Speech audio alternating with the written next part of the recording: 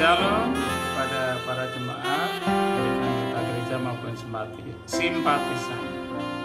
Pada pagi ini, marilah kita merenungkan firman Tuhan sehubungan dengan doa pagi hari Sabtu ini.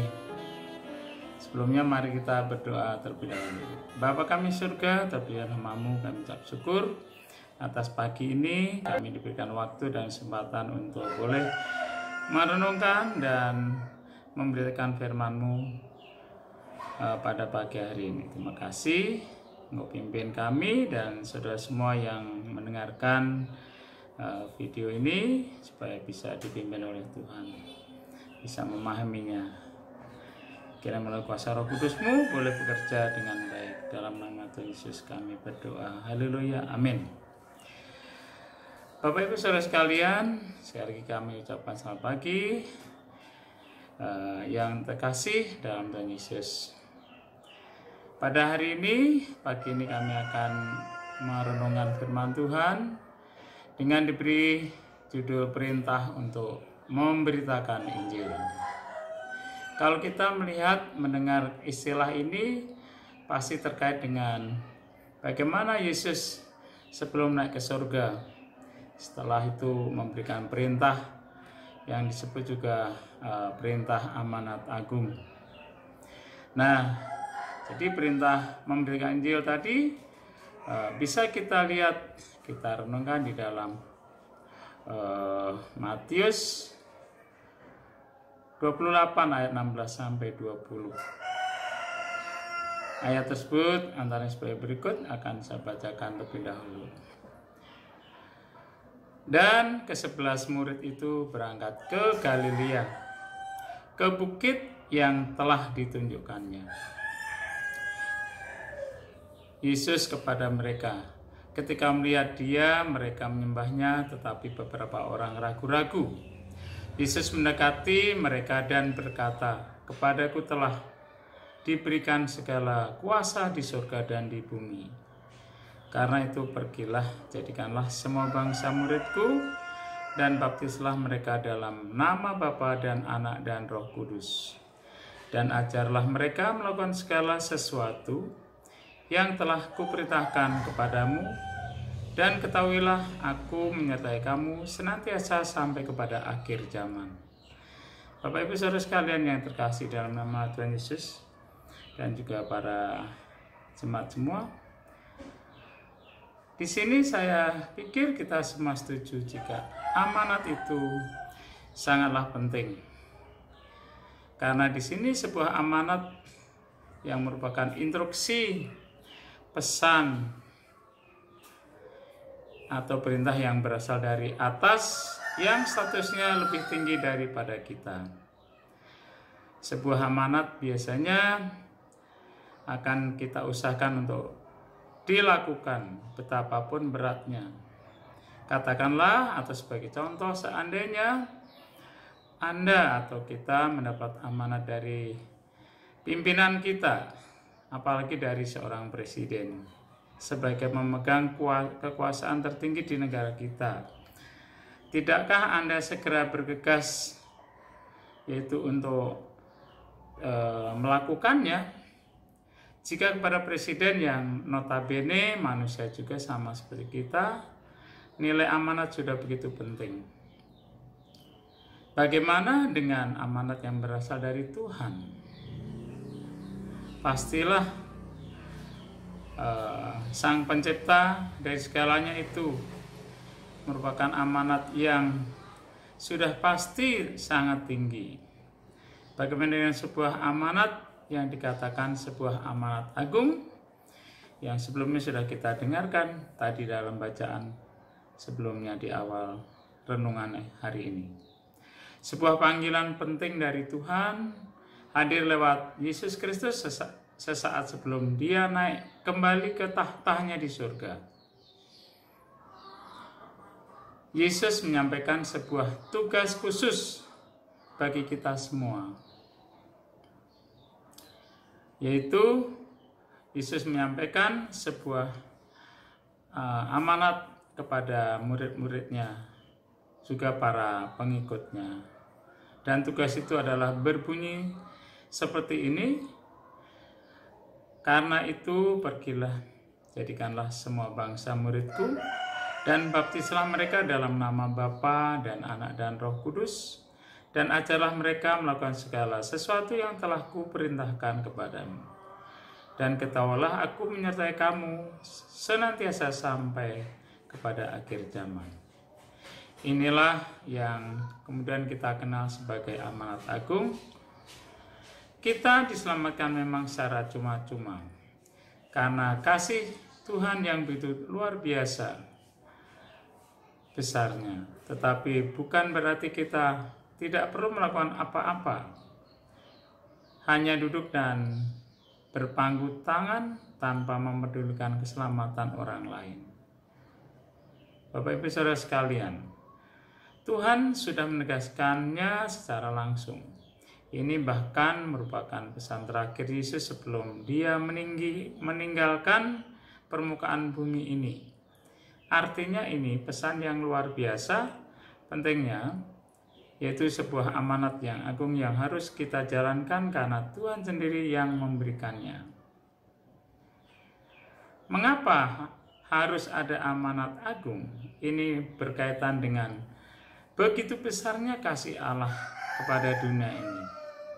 Karena kita tahu dosa pertama kali, yaitu bahwa Adam dan Hawa di Taman Eden atau Taman Petrus itu merupakan kejatuhan dosa yang pertama dan untuk selamanya dan dikutuk.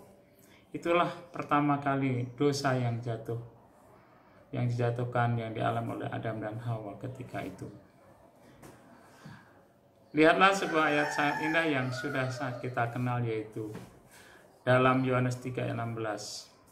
Karena begitu besar kasih Allah akan dunia ini, sehingga ia telah mengaruniakan anak yang tunggal, supaya setiap orang yang percaya kepadanya tidak binasa, melainkan beroleh hidup yang kekal. Bapak Ibu Saudara sekalian, kedatangan Yesus adalah bentuk besarnya kasih Allah. Bukan untuk menghakimi dunia, melainkan untuk menyelamatkannya. Tugas ingin tidak satu pun kita yang gagal mendapatkan keselamatan. Karena ia mengendaki supaya jangan ada yang binasa, melainkan supaya semua orang berbalik dan bertobat. Ini tertulis dalam 2 Petrus 3 ayat 9. Begitu pentingnya agenda ini di mata Tuhan, sehingga kepada kita sebagai duta-duta di muka bumi ini, kita pun seharusnya memiliki kerinduan yang sama. Itu sudah sepantasnya, apalagi Tuhan sendiri telah memberikan langsung sebagai sebuah amanat agung berkenaan dengan hal itu untuk kita laksanakan. Bapak Ibu Saudara sekalian yang terkasih dalam Tuhan Yesus, begitu banyak alasan yang kita biasanya dikemukakan orang agar tidak perlu repot-repot melayani. Belum cukup umur, misalnya terlalu tua, terlalu sibuk, belum ada waktu, mungkin sedang kurang sehat, tidak pandai bicara, tidak memiliki keahlian apa-apa, tidak berani dan sebagainya. Hal itu biasanya menjadi alasan kita mengapa kita kadang-kala sulit untuk memberitakan firman kepada orang lain. Padahal tidaklah demikian. Juga mungkin tidak bisa berkhotbah, tidak bisa bicara dengan baik. Dan padahal di sini ada talenta-talenta yang kita punya. Mungkin kita punya bakat yang diberi Tuhan, talenta yang diberikan Tuhan. Saudara-saudara sekalian yang terkasih dalam Tuhan, tidak pula kebetulan jika kita ditempatkan di mana kita berada hari ini. Kita seharusnya memakai itu semua sebagai sarana dan tempat untuk menjalankan amanat agung. Menjadi terang dan garam, seperti dalam Matius 5 ayat 13-14, mengikuti panggilan Tuhan untuk hidup kudus dan bukan cemar. Dalam 1 Tesalonika 4 ayat 7. Apa yang bisa kita lakukan untuk menjalankan amanat agung itu? Sesuai dengan talenta kita, pikirkanlah, dan jika sudah menemukan panggilan itu, lakukanlah. Paulus mengambil sebuah perumpamaan yang cukup menarik dalam 1 Korintus 12. Tubuh kita katanya bukannya terdiri hanya atas satu organ, tetapi atas banyak organ. Bayangkan jika semua tubuh kita hanya tersusun atas mata, tentu aneh bahkan mengerikan, bukan? Tapi Tuhan menciptakan kita dengan sangat lengkap. Jadi seperti itu Bapak Ibu Saudara sekalian. Berbagai organ bersatu yang mempunyai fungsi yang berbeda-beda. Mungkin ada tangan, ada mata, ada kepala, dan organ-organ lainnya, bagian kaki, dan sebagainya. Di sini banyak hal yang bisa berfungsi karena bermacam-macam tadi. Mungkin jari ada 5, kanan kiri ada 10. Di sini juga punya fungsi yang berbeda-beda. Seperti juga kita sebagai jemaat gereja pasti punya fungsi yang berbeda-beda. Seperti itu pula lah kita berfungsi di tempat atau posisi masing-masing. Tapi Allah telah memberikan kepada anggota masing-masing secara khusus suatu tempat pada tubuh yang dikehendaki. Seperti kita lihat dalam 1 Korintus 12 ayat 18.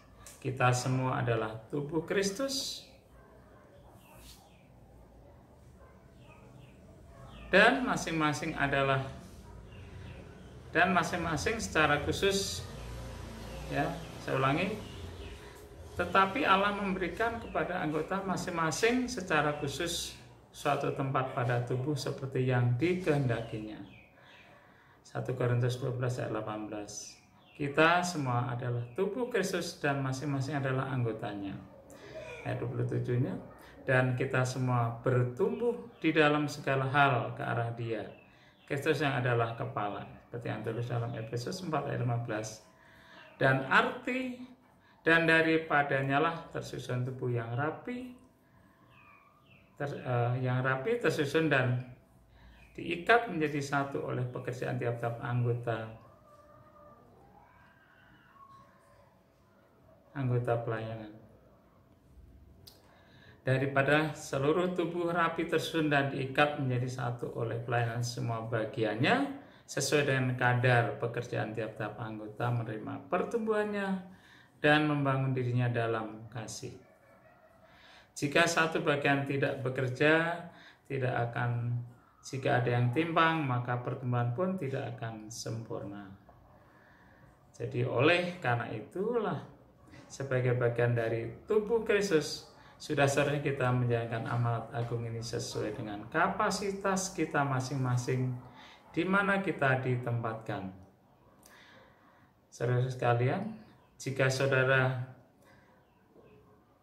Tuhan tidak mengasihi kita, Dia tidak perlu mengaruniakan Kristus untuk mati demi penebus dosa kita. Tuhan bisa saja menghukum dunia ini sampai hancur, luluh dalam sekali tepuk seandainya Dia mau. Tapi Tuhan sangatlah mengasihi kita, yang kita dibuat khusus seperti gambar dan rupanya sendiri.